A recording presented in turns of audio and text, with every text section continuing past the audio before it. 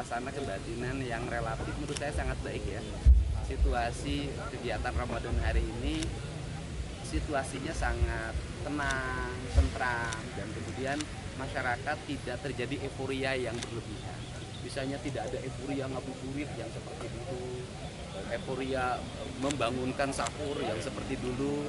Hari ini relatif orang lebih tenang, lebih memahami makna puasa secara mendalam. Kebutuhan pokok hari ini sangat terkendali, pasar tidak terjadi lonjakan harga yang menjadi keluhan ibu-ibu, dan suasana menjelang lebaran juga hari ini sangat tenang. Mudah-mudahan nanti jalan rayanya lancar, tidak ada kriminalitas di jalan, kemudian angka kecelakaannya mudah-mudahan turun, ini harapan.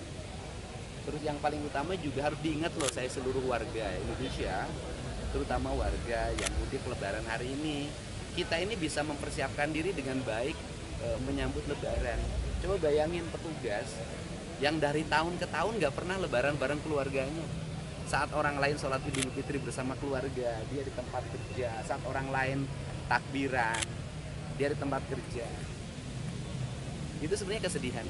Itu kesedihan, dan untuk itu juga warga harus mengapresiasi atas langkah-langkah yang dilakukan oleh para petugas yang kurang tidur, berdiri di pinggir jalan berjam-jam, menghadapi kemacetan harus dengan penuh kesabaran.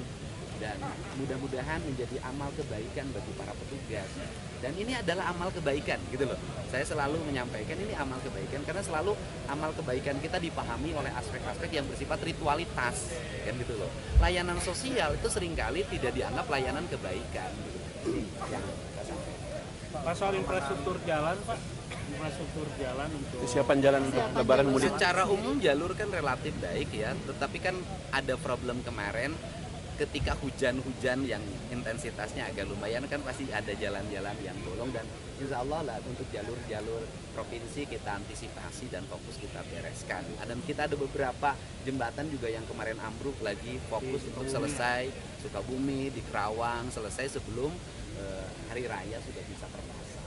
Terus kemudian juga THR ini penting hari ini untuk saya tekankan sekali lagi pada seluruh instansi pemerintah, swasta, tidak lagi mengeluarkan THR pada siapapun, dan tidak ada orang yang minta THR.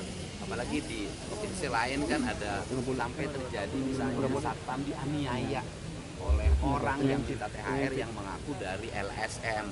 Kan menjadi hal-hal yang aneh, dan menurut saya ini adalah sesuatu yang harus secara tegas kita sikapi secara bersama. Nah, saya juga nyampaikan ya, pada kan setiap lebaran tuh suka ada ngirim parcel tuh. Saya sampaikan yang mau ngirim parcel buat gubernur lebih baik tidak usah kirim, tapi kirimkan parcelnya ke warga dalam bentuk paket nilainya 150 ribuan deh. Anterin ke tetangganya, ke teman-temannya yang tidak mampu pada lingkungan masyarakatnya. Nanti sampein ucapan gubernurnya dalam bentuk kertas, Pak Gubernur selamat Hari Raya Idul Fitri. Titipan parselnya sudah saya berikan pada Ma Acah, Ma ini, Ma Imah, Ma Isa, sebutin aja namanya gitu loh. Ini kan asik gitu loh, kalau ada 100 yang kirim ke saya, misalnya mereka bisa ngasih 10 orang, berarti kan sudah ada 1000 tuh yang bisa dibantu, dibagi, dibanding ditumpukin di tempat saya nggak ada yang makannya.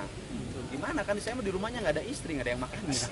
Pak, untuk kendaraan dinas, Pak. Oh iya, ini hari ini saya didampingi oleh Pak Kapolda karena Pak Pangdam ada kegiatan lain. Kita akan ke Garut untuk menyampaikan bantuan untuk tukang beca, sopir angkot, delman, ojek yang di daerah-daerah yang rawan kemacetan dilalui arus mudik, ya kan?